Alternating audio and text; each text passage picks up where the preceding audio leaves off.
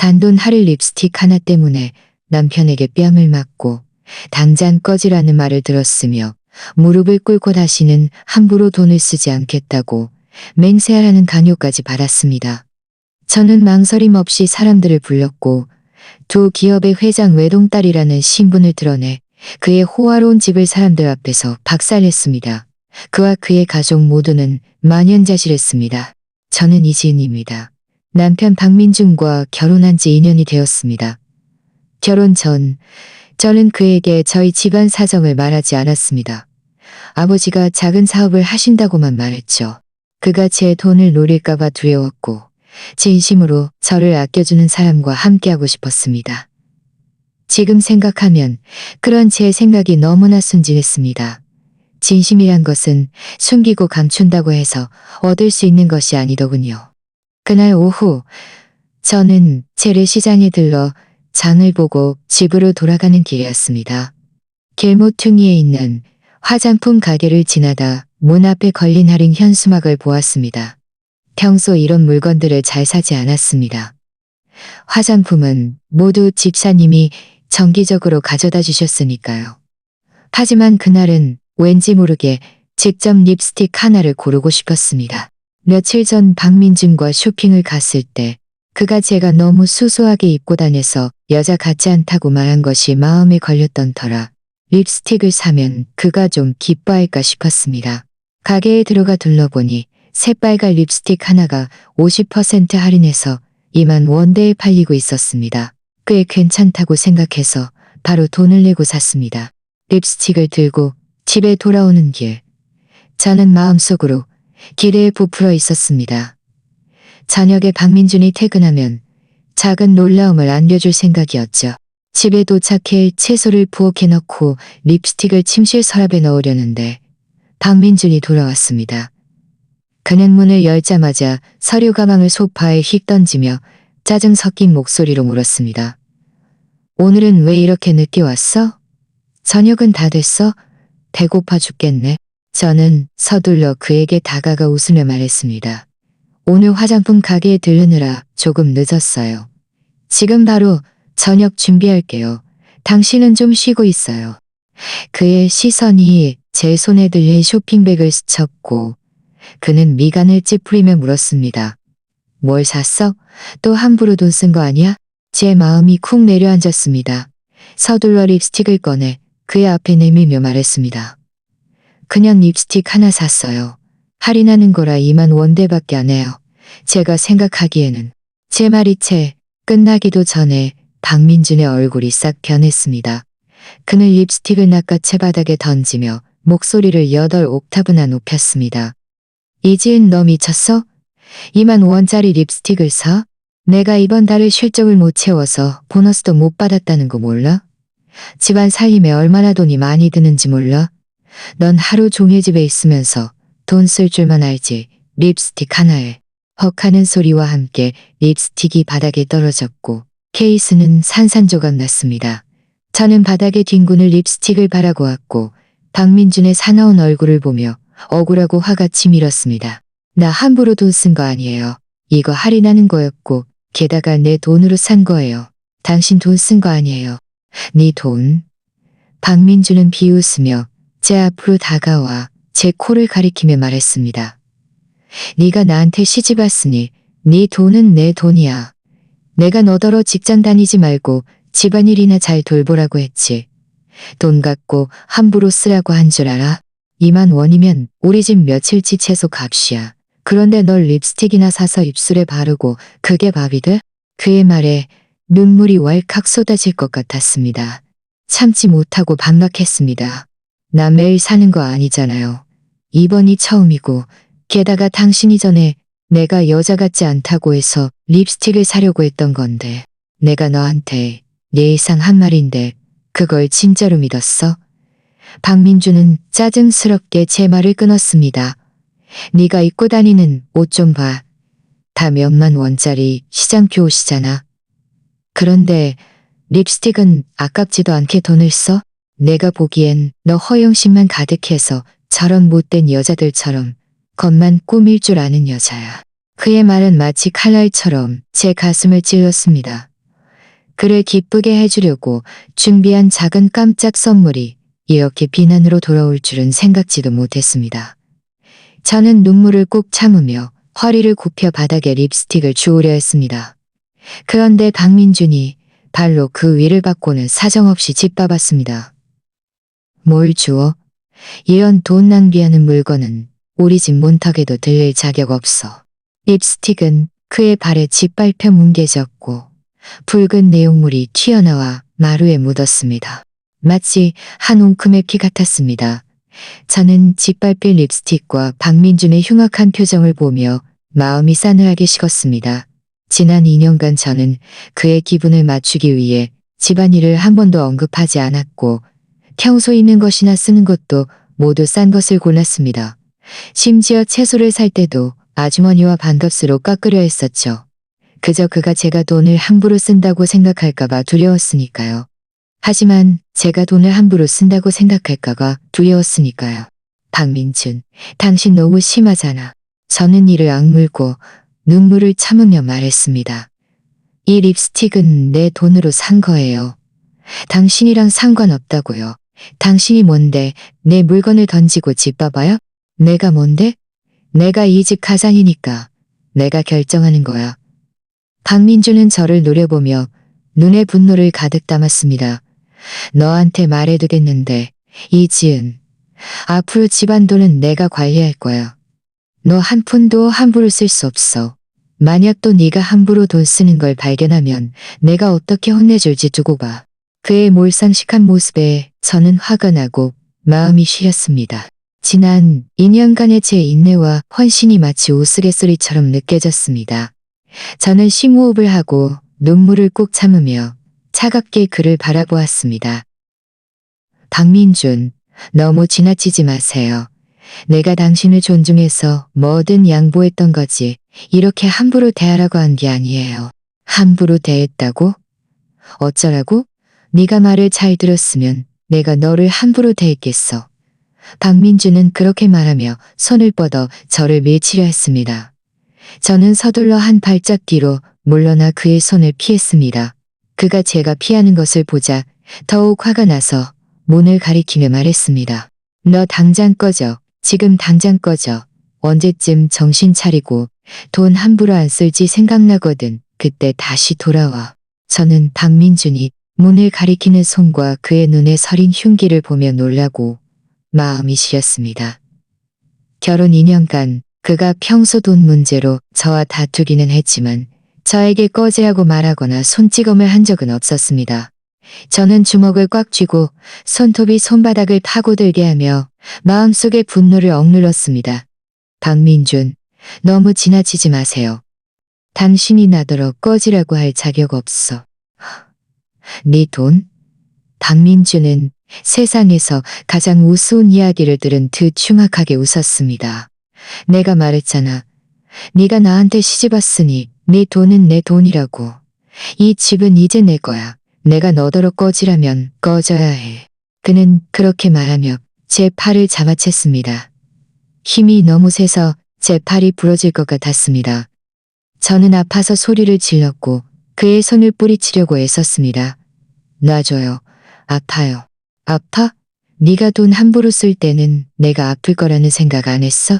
박민준은 손을 놓기는커녕 저를 문 쪽으로 질질 끌었습니다. 오늘 내가 너를 쫓아내지 않으면 넌 앞으로 더 심하게 돈을 함부로 쓸 거야. 너한테 말해두겠는데 이지은, 나 박민준은 네가 그렇게 함부로 쓸 돈 없어. 그에게 질질 끌려가다 균형을 잃고 등허리가 문틀에 부딪혔습니다. 너무 아파 눈물이 왈칵 쏟아질 것 같았습니다. 그의 붉어진 얼굴을 보며 마음속의 억울함과 분노가 한꺼번에 치솟았습니다. 참지 못하고 그에게 소리쳤습니다. 내가 2만 원짜리 립스틱 산 게 함부로 쓰는 거라고요? 당신은 지난달에 친구들이랑 술 마시면서 1억만 원 넘게 썼는데 왜 자신은 함부로 쓴다고 안 해요? 당신 엄마 생일에 3억만 원짜리 금팔찌 사드렸는데 왜 자신은 함부로 쓴다고 안 하냐고요? 당신들만 돈 쓸 수 있고 나는 쓰면 안 되는 거예요? 그 말은 박민준의 아픈 곳을 찌른 듯 했습니다. 그의 얼굴은 더욱 붉어졌고 눈빛도 더욱 사나워졌습니다. 그는 갑자기 제 팔을 놓고 손을 들어 짝 소리와 함께 제 얼굴을 사정없이 때렸습니다. 그 순간 저는 멍해졌습니다. 얼굴은 화끈거렸고 귀 속에서는 윙윙거리는 소리만 들릴 뿐 아무 소리도 들리지 않았습니다. 저는 얼굴을 감싸 쥐고 박민준을 믿을 수 없다는 듯 바라보았습니다. 결국 참지 못하고 눈물이 흘러내렸습니다. 당신 나를 때렸어. 박민준도 잠시 멈칫했습니다. 아마 자신이 정말로 손찌검을 할 줄은 생각지도 못했던 것 같았습니다. 하지만 그는 곧 흉악한 표정으로 돌아와 사납게 말했습니다. 내가 너를 때렸으면 어쩔 건데? 누가 네가 입이 거칠고 돈 함부로 쓰고 게다가 나한테 대들어? 너한테 말해두겠는데 이 뺨은 네가 정신 차리라고 때린 거야. 앞으로 나한테 성질 부리지 말고 돈 함부로 쓰지 마. 저는 화끈거리는 얼굴을 감싸 쥐고 눈물을 뚝뚝 흘렸습니다. 지난 2년간 저는 이 가정을 위해 아끼고 아껴왔습니다. 단 한 번도 저 자신을 위해 비싼 물건을 사본 적이 없습니다. 심지어 부모님이 몰래 주신 돈도 모두 모아두었다가 박민준 회사 사정이 어려워졌을 때 몰래 그에게 주었습니다. 부모님이 주신 돈이라고 말할 용기도 없어서 제가 직접 모은 돈이라고 말했죠. 그런데 제가 돌아온 것은 그의 비난과 뺨뿐이었습니다. 박민준, 당신은 그냥 쓰레기야. 저는 울면서 그에게 소리쳤습니다. 내가 그때 정말 눈이 멀었지. 당신 같은 사람이랑 결혼하다니. 누가 쓰레기라고? 박민준의 눈이 붉어졌고 다시 손을 들어 저를 때리려 했습니다. 저는 서둘러 뒤로 물러나 그의 손을 피했습니다. 그때였습니다. 문 잠금 장치가 딸깍 소리를 내더니 박민준의 어머니, 즉 저희 시어머니가 문을 열고 들어왔습니다. 시어머니는 문에 들어서자마자 저희 둘이 팽팽하게 대치하고 있는 모습을 보았고 제가 얼굴을 감싸쥐고 울고 있는 것을 보고는 서둘러 물었습니다. 무슨 일이야? 잘 지내다가 왜 싸우는 거야? 지은아, 너 왜 울어? 민준이 너를 괴롭혔니? 저는 시어머니가 제 편을 들어줄 것이라고 생각했습니다. 박민준이 저를 때렸다고 말하려는데 박민준이 먼저 입을 열었습니다. 엄마, 얘 말 듣지 마세요. 얘가 돈 함부로 썼어요. 2만 원짜리 립스틱을 샀다고요. 제가 몇 마디 했더니 저한테 대들고 성질 부리는 거예요. 시어머니는 그 말을 듣자마자 얼굴색이 변했습니다. 저를 보는 눈빛도 불만으로 가득했습니다. 지은아, 이건 네가 잘못했네. 민준이 돈 버는 게 쉽지 않은데 네가 왜 함부로 돈을 써? 2만 원짜리 립스틱이라니 얼마나 낭비야. 우리 같은 보통 사람들은 그렇게 살림을 허투루 할 수 없어. 시어머니가 그렇게 말할 줄은 생각지도 못했습니다. 마음은 더욱 억울해졌습니다. 어머니, 이 립스틱은 할인하는 거였고 게다가 제가 제 돈으로 산 거예요. 민준 씨 돈 쓴 거 아니에요. 네 돈이 민준이 돈이지. 시어머니는 제 말을 끊고 박민준 옆으로 다가가 그를 옹호하며 말했습니다. 너 같은 여자는 집에서 직장도 안 다니면서 돈 아끼며 살림해야지. 맨날 겉만 꾸밀 생각만 하지 마. 민준이도 다 너 잘 되라고 네가 정신 차리라고 그러는 거야. 앞으로는 함부로 돈 쓰지 마라. 시어머니의 말을 들으며 제 마음은 완전히 식었습니다. 그들의 눈에는 제가 제 돈으로 립스틱을 사는 것조차 허락되지 않는 존재였습니다.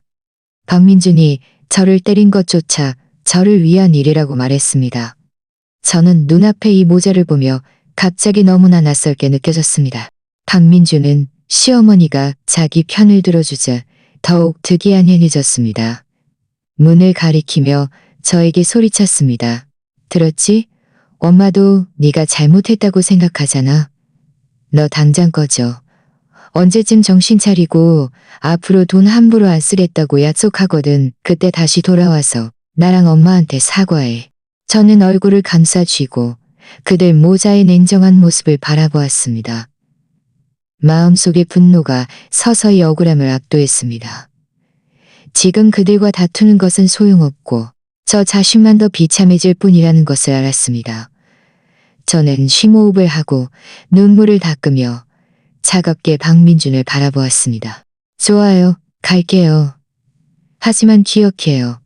오늘 당신이 나더러 꺼지라고 했으니 언젠가 당신은 후회하게 될 거예요. 그 말을 마치고 저는 몸을 돌려 밖으로 나갔습니다. 문을 나서면서 뒤에서 시어머니가 박민준에게 말하는 소리가 들렸습니다. 가라고 해. 얘가 어디로 가겠니? 우리 집 없으면 여자 혼자서는 절대 살 수 없어. 저는 뒤돌아보지 않았고 멈추지도 않았습니다. 지난 2년간 저를 억울하게 했던 그 집을 굳건히 걸어 나왔습니다.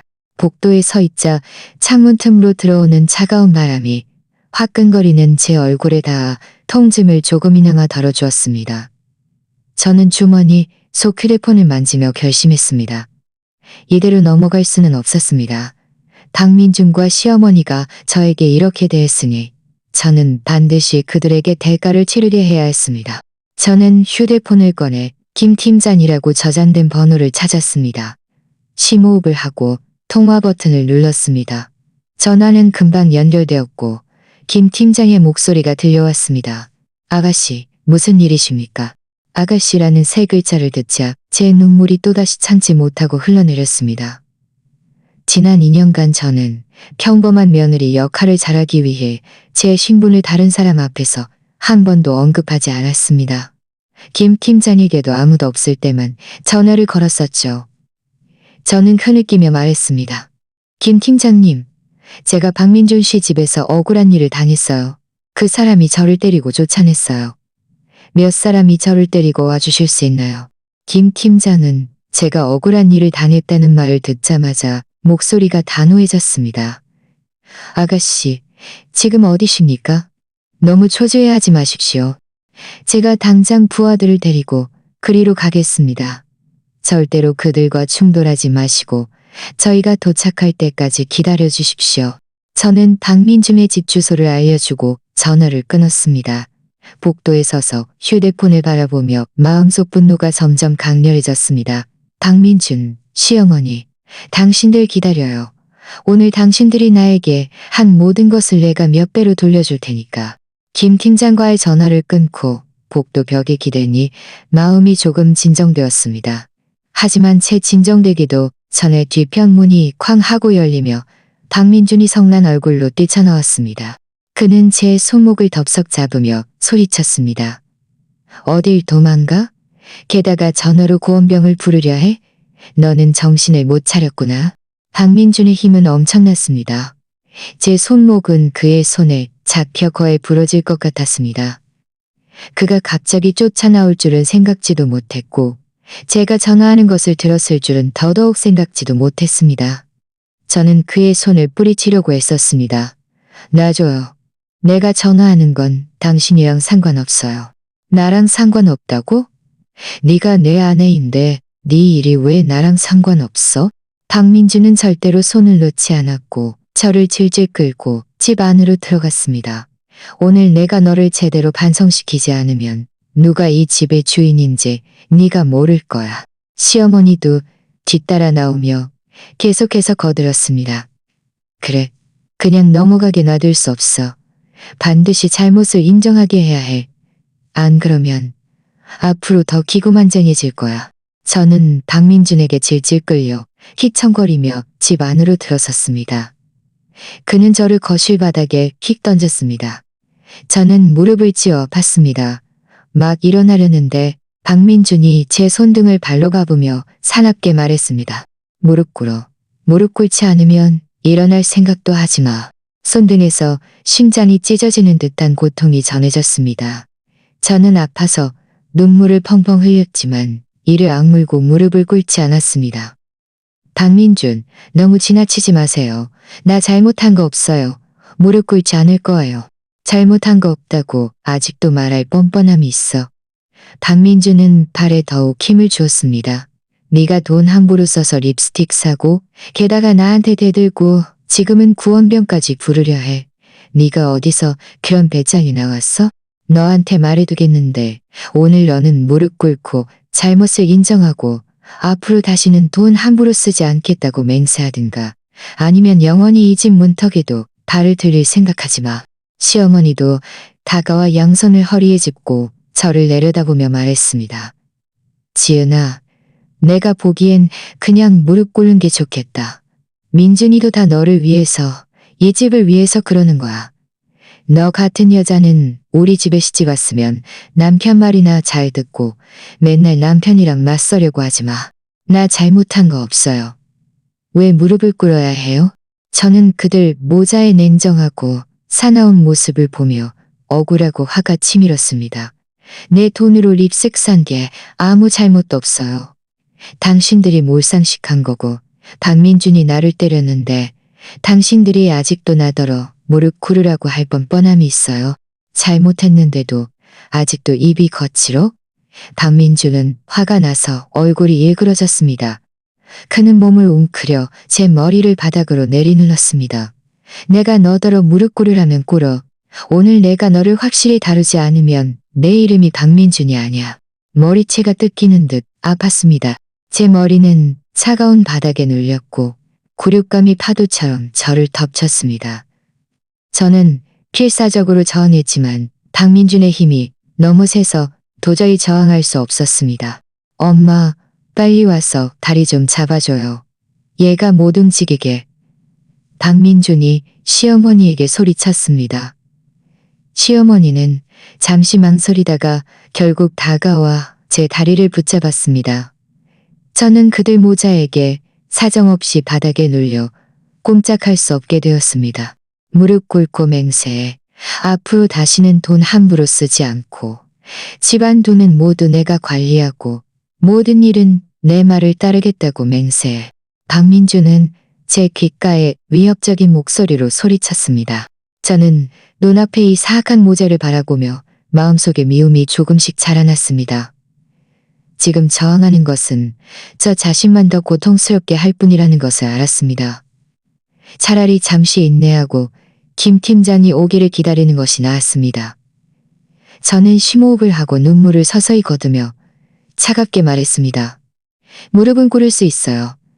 하지만 맹세는 하지 않을 거예요.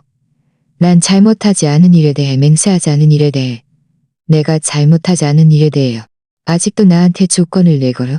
박민준은 또다시 손을 들어 저를 때리려 했습니다. 그런데 바로 그때 문 밖에서 갑자기 다급한 노크 소리가 들렸고 누군가 문 열어. 안에 있는 사람 빨리 문 열어. 라고 소리쳤습니다. 박민준과 시어머니는 둘 다 멈칫했습니다. 박민준은 제 머리채를 잡고 있던 손을 놓고 의아한 듯 물었습니다. 누구야? 이렇게 늦은 시간에 문을 두드리는 건? 시어머니도 제 다리를 잡고 있던 손을 놓으며 작은 목소리로 말했습니다. 혹시 얘가 부른 구원병 아니야? 박민준은 미간을 찌푸리며 일어서서 문으로 가문 틈으로 밖을 내다보았습니다. 그가 문 밖에 검은색 양복을 입은 건장한 남자 몇 명이 서 있는 것을 보자마자 얼굴색이 변했습니다. 하지만 그는 곧 애써 침착함을 유지하며 물었습니다. 누구세요? 사람 잘못 찾으셨습니다. 문 밖에서 김 팀장의 차분한 목소리가 들려왔습니다. 이지은 여사님을 찾습니다. 문 좀 열어주십시오. 박민준은 저를 돌아보며 의심과 경계심 가득한 눈빛으로 바라보았습니다. 그는 제가 정말로 구원병을 부를 줄은 생각지도 못했고 게다가 평범한 사람들이 아닌 듯 보였습니다. 시어머니도 당황하여 박민준의 팔을 잡고 작은 목소리로 말했습니다. 민준아, 어떡해. 저 사람들 보통 사람 같지 않아. 혹시 얘가 조폭을 부른 거 아니야? 박민준은 침을 꿀꺽 삼키며 애써 침착한 척 문 밖을 향해 소리쳤습니다. 지은이는 우리 집에 없습니다. 사람 잘못 찾으셨어요. 빨리 가세요. 안 그러면 경찰에 신고할 겁니다.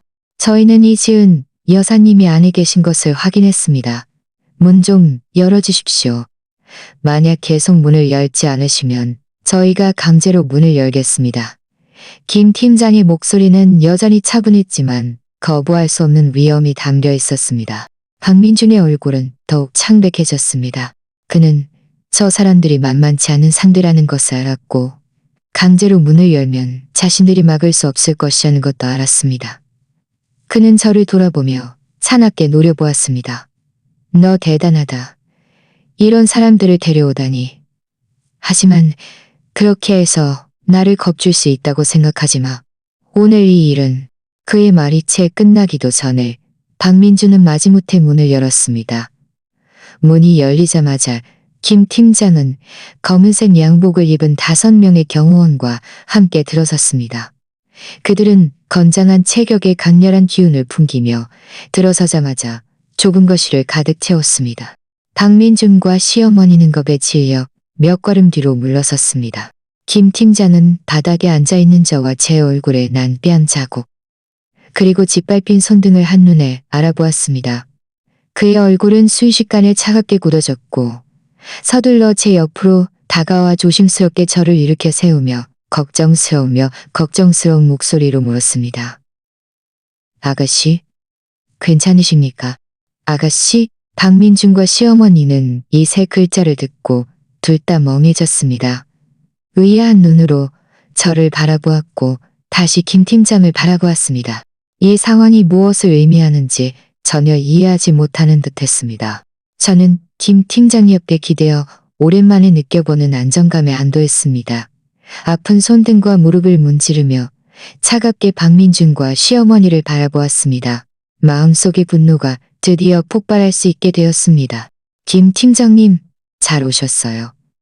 저는 박민준과 시어머니를 가리키며 억눌려 있던 분노를 담아 말했습니다. 이 사람들이 저를 때렸을 뿐만 아니라 무릎까지 꿇으라고 강요했어요. 김 팀장님 생각에는 이 일을 어떻게 처리해야 할까요? 김 팀장의 눈빛은 순간 얼음처럼 차가워졌습니다.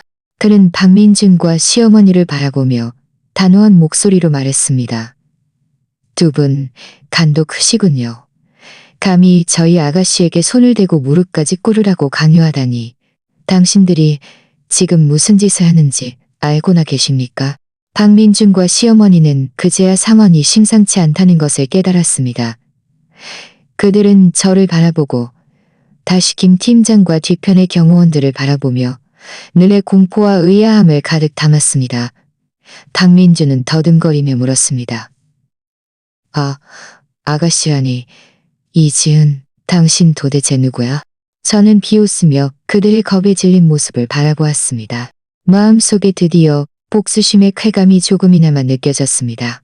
저는 천천히 똑바로 서서 옷매무새를 정리한 다음 가방에서 검은색 카드를 꺼내 박민준 앞거실 탁자 위에 던졌습니다. 직접 보세요. 저는 차갑게 말했습니다. 내가 도대체 누구인지, 당신들이 감히 나에게 손을 대고 무릎 꿇으라고 강요할 자격이 있는지 없는지. 박민준은 떨리는 손으로 그 검은색 카드를 집어들었습니다. 그가 카드에 적힌 글자를 보자마자 얼굴색은 순식간에 창백해졌고 손에 들린 카드는 탁 소리와 함께 바닥에 떨어졌습니다. 그 검은색 카드는 거실 탁자 위에서 맑은 소리를 냈고 조용한 거실 안에서 유난히 귀를 찔렀습니다. 박민준은 카드를 노려보며 몸을 떨었고 허리를 굽혀 주울 용기조차 없었습니다. 시어머니도 다가와 카드를 보았습니다. 그녀가 카드에 하늘그룹 폐장 전용이라는 금색 글자를 확인하자마자 입이 닭갈이라도 들어갈 듯이 벌어졌고 얼굴색은 박민준보다 더 창백해졌습니다. 하늘그룹? 시어머니는 떨리는 목소리로 저를 가리키며 물었습니다. 지은아, 너 하늘그룹이란 무슨 관계야? 저는 비웃으며 직접 대답하지 않고 가방에서 다른 물건을 꺼냈습니다. 그것은 하늘그룹 본사의 취입카드와 아버지께서 저에게 주신 개인 인장이었습니다. 이 물건들은 만약을 대비해 제 신분을 증명할 수 있도록 항상 몸에 지니고 다녔습니다. 저는 이 물건들을 거실 탁자 위에 놓고 한 글자 또렷하게 말했습니다. 우리 아버지는 하늘그룹의 한정훈 회장님이세요. 한정훈 회장님? 박민준과 시어머니는 동시에 소리쳤고 눈을 동그랗게 떴습니다. 한정훈 회장님의 이름은 이 도시에서 모르는 사람이 없었습니다. 그분은 수백억대 자산가로 발 한 번만 동동 굴려도 세계 전체가 흔들릴 정도였으니까요. 그들은 자신들과 함께 살며 평범한 며느리로 부려먹던 제가 한정원 회장님의 딸일 줄은 꿈에도 생각지 못했습니다. 박민주는 휘청거리며 두 걸음 뒤로 물러났고 하마터면 소파에 넘어질 뻔했습니다. 그는 저를 바라보며 눈에 공포와 믿을 수 없다는 표정을 가득 담고 중얼거렸습니다. 말도 안 돼. 네가 한 회장님 딸이면 왜 나랑 결혼했어? 왜 몇만 원짜리 시장표 옷을 입고 다녔어? 왜 우리랑 이렇게 궁색하게 살았어? 궁색하게 살았냐고요? 저는 그의 말을 끊으며 비웃음을 담아 말했습니다. 내가 처음에 당신이랑 결혼한 건 당신이 성실하고 나에게 잘해줄 거라고 생각했기 때문이에요.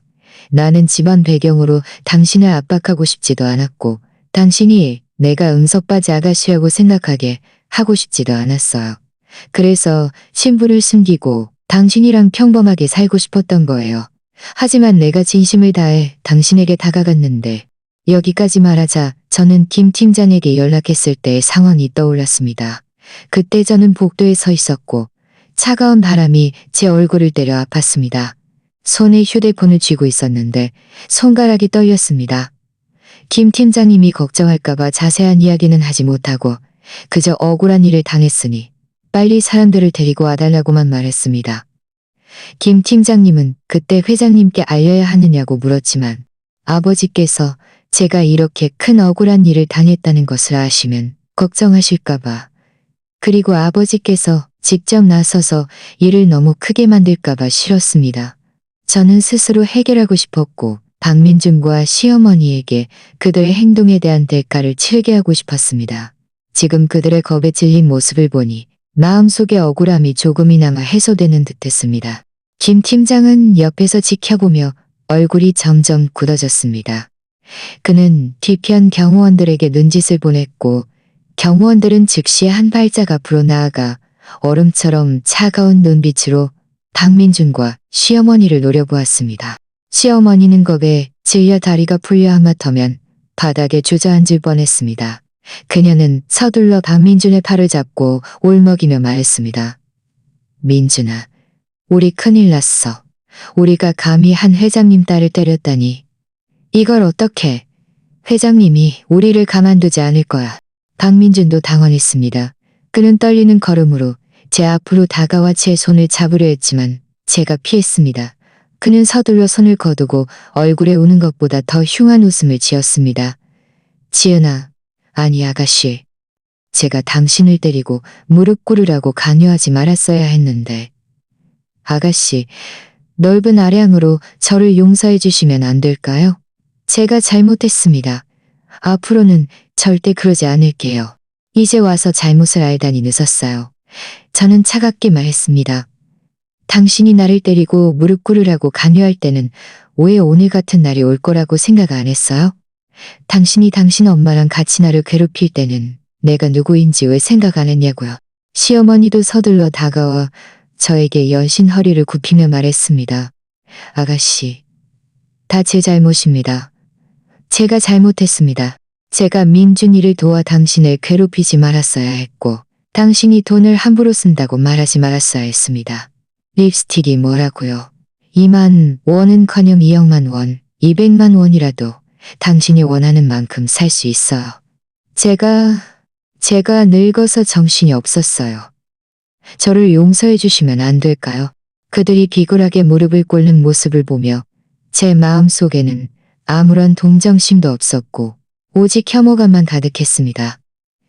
그들이 전에는 저에게 얼마나 사나웠던가, 지금은 얼마나 비창한가. 이것이 그들의 진짜 모습이었습니다. 제가 배경이 있다는 것을 알자마자 바로 태도를 바꿔 용서를 빌다니. 만약 제가 여전히 그저 평범한 며느리였다면 그들은 지금쯤 저를 어떻게 괴롭히고 있을지 모르는 일이었습니다. 김 팀장이 옆에서 입을 열었습니다.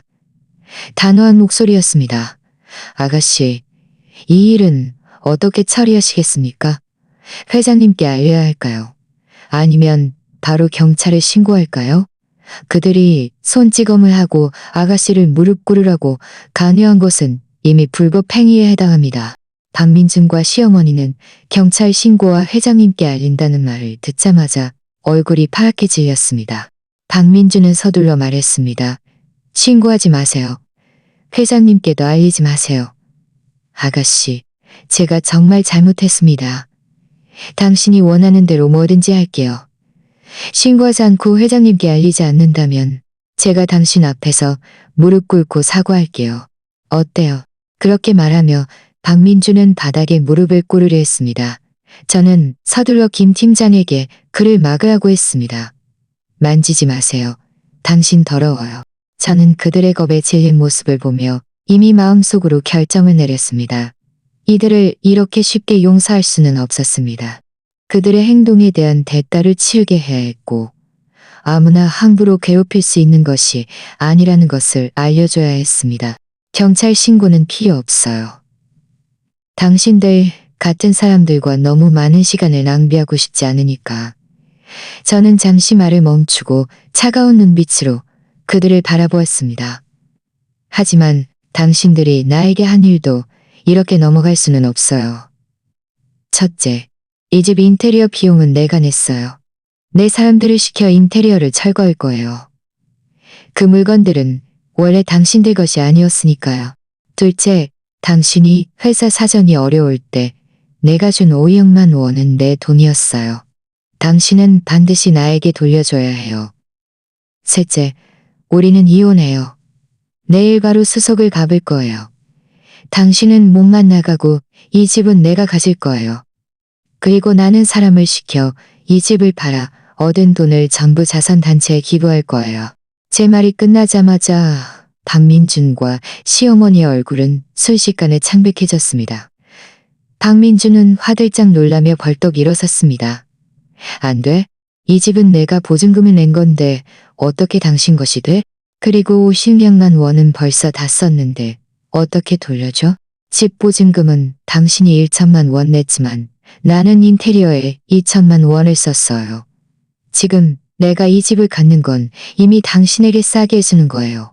저는 차갑게 말했습니다. 그 50 차갑게 말했습니다. 그 50만 원에 대해서는 당신은 반드시 돌려줘야 해요. 만약 돈이 없으면 빌리든가 물건을 팔든가 해서 3일 안에 반드시 나에게 돌려줘야 해요. 안 그러면 나는 아버지께 부탁해서 당신의 모든 은행 계좌를 등각해서 당신의 모든 은행 계좌를 개체서. 박민주는 제 차가운 눈빛을 바라보았고 옆에 호의하듯 써있는 김 팀장과 경호원들을 보며 제가 그를 협박하는 것이 아니라는 것을 알았습니다. 그는 맥없이 소파에 주저앉아 두 손으로 머리를 감싸쥐고 중얼거렸습니다. 끝났어. 전부 끝났어. 시어머니도 바닥에 주저앉아 울기 시작했고 입으로는 계속해서 죄지었어. 라고 중얼거렸습니다. 저는 그들의 비참한 모습을 보며 아무런 연민도 느끼지 않았습니다. 이것은 모두 그들이 자초한 일이었습니다. 그들 스스로가 자신의 삶을 망쳐놓은 것이었죠. 저는 몸을 돌려 김 팀장에게 말했습니다. 김 팀장님, 사람들을 시켜 이곳을 지키게 해서 그들이 도망가지 못하게 해주세요. 그리고 인테리어 회사에 연락해서 내일 아침 일찍 철거하러 오게 해주세요. 저는 먼저 돌아갈게요. 내일 다시 와서 이혼 수속을 밟을 거예요. 김 팀장은 고개를 끄덕였습니다. 아가씨, 안심하십시오. 제가 잘 처리하겠습니다. 경호원들을 시켜 아가씨를 모셔다 드릴까요? 아니요.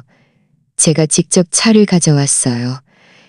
저는 그렇게 말하고 박민준과 시어머니는 쳐다보지도 않고 몸을 돌려 문으로 향했습니다. 문에 다다랐을 때 저는 걸음을 멈추고 그들을 돌아보며 말했습니다. 기억해요. 앞으로 다시는 나를 건드리지 말고 아무도 함부로 무시하지 마세요. 당신은 당신이 무시하는 사람이 어떤 배경을 가지고 있는지 영원히 알 수 없을 테니까. 그 말을 마치고 저는 뒤돌아보지 않고 지난 2년간 저를 억울하게 했던 그 집을 걸어 나왔습니다. 제 차에 앉아 저는 길게 한숨을 쉬었습니다. 마음속에 있던 큰 돌덩이가 드디어 내려앉는 듯 했습니다.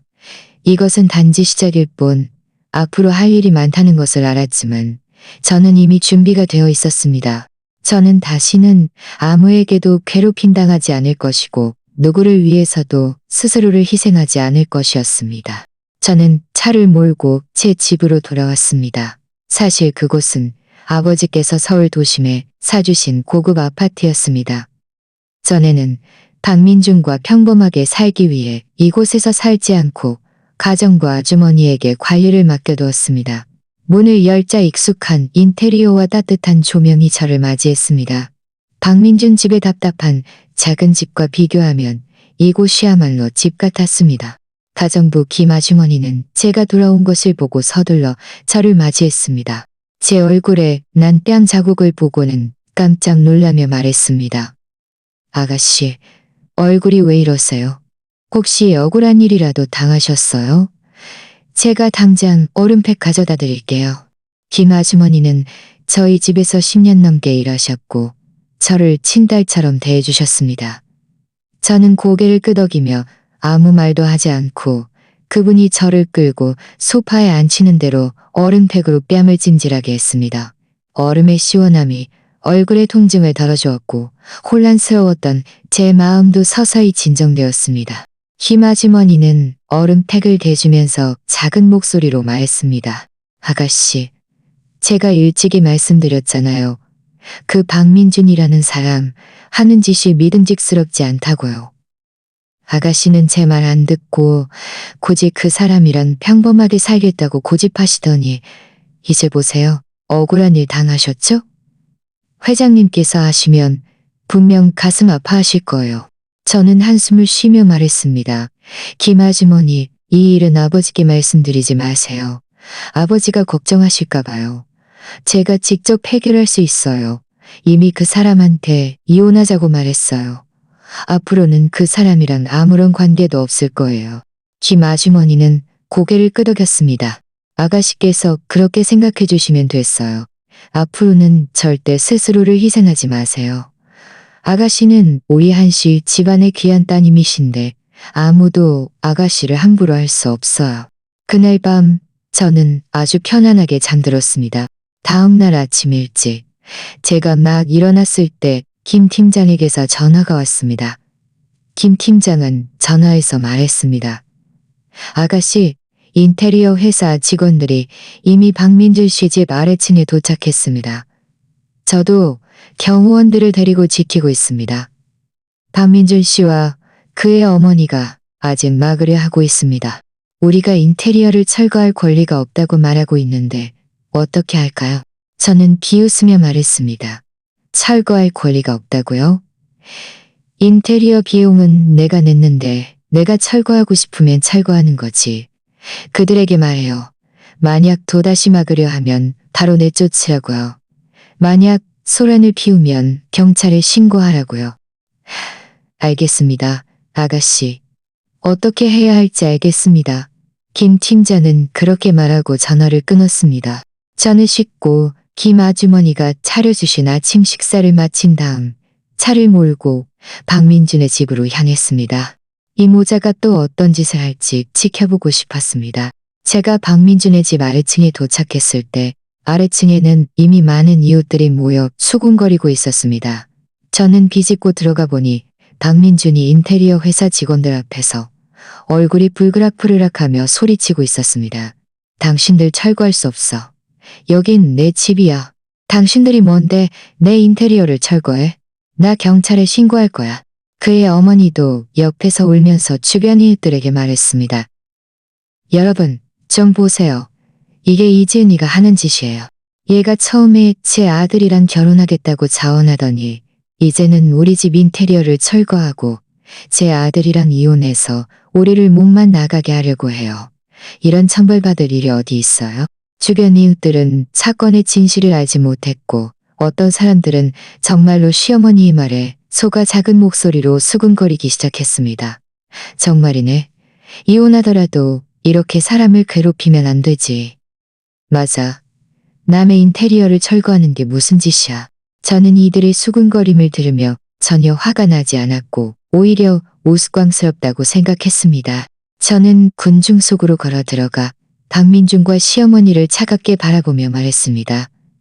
내가 당신들을 괴롭혀요. 처음에 당신들이 나를 때리고 무릎 꿇으라고 강요할 때는 왜 내가 당신들을 괴롭힌다고 말 안 했어요? 이제 와서 억울하다고? 늦었어요. 주변 이웃들은 그 말을 듣고 모두 멈칫했습니다. 저를 바라보고 다시 박민준과 시어머니를 바라보았습니다. 시어머니는 서둘러 말했습니다. 너 무슨 헛소리야. 우리가 언제 너를 때렸어? 언제 무릎 꿇으라고 강요했어? 너는 우리를 모함하는 거야. 모함한다고? 저는 휴대폰을 꺼내 녹음 기능을 켰습니다. 나 여기 녹음 파일 있어요. 어젯밤에 내가 당신들이랑 이야기한 녹음 파일인데 당신들이 나를 때리고 무릎 꿇으라고 강요한 말이 또렷하게 녹음되어 있어요. 들어볼래요? 사실 저는 어젯밤에 녹음을 하지 않았습니다. 그저 그들을 겁주려고 한 것이었는데 이 방법이 정말 통할 줄은 생각지도 못했습니다. 박민준과 시어머니의 얼굴색이 순식간에 변했습니다. 박민준은 서둘러 말했습니다. 녹음 파일로 사람을 겁주려 하지 마. 그게 진짜인지 가짜인지 누가 알아? 우리가 정말로 너를 때렸다고 해도 그건 네가 돈을 함부로 써서 그런 거야. 우리도 다 너를 위해서 너 잘 되라고 그런 거라고. 저는 화가 나서 웃음이 나왔습니다. 나 잘 되라고 나를 때려? 나 잘 되라고 나를 무릎 꿇으라고 강요해? 박민준, 당신은 모든 사람이 당신처럼 멍청해서 당신의 헛소리를 믿을 거라고 생각하는 거야. 바로 그때 김 팀장이 다가왔습니다. 그는 손에 서류 하나를 들고 주변 이웃들에게 내밀었습니다. 여러분, 이걸 좀 보세요. 이건 인테리어 비용 결제 기록입니다. 이 아파트의 인테리어 비용이 저희 아가씨 지은 여사님께서 지불한 것이라고 또렷하게 적혀 있습니다. 총이 1,000만 원입니다. 그리고 이건 박민준 씨가 저희 아가씨에게 고 박민준 씨가 저희 아가씨에게 5억만 원을 빌렸다는 차용증입니다. 위에 그의 서명도 있습니다. 주변 이웃들은 결제 기록과 차용증을 보고 단번에 모든 것을 이해했습니다. 모두 박민준과 시어머니를 비난하기 시작했습니다. 그런 거였네. 나는 누가 아무 이유 없이 남의 인테리어를 철거한다고 했네. 맞아. 이지은 씨가 돈 냈으니 철거하고 싶으면 철거하는 거지. 뭐가 잘못이야? 내가 보기엔 이 모자가 너무 심했어. 남의 돈 쓰면서 사람 때리고 무릎 꿇으라고 강요하다니. 나 같으면 나라도 이혼할 거야.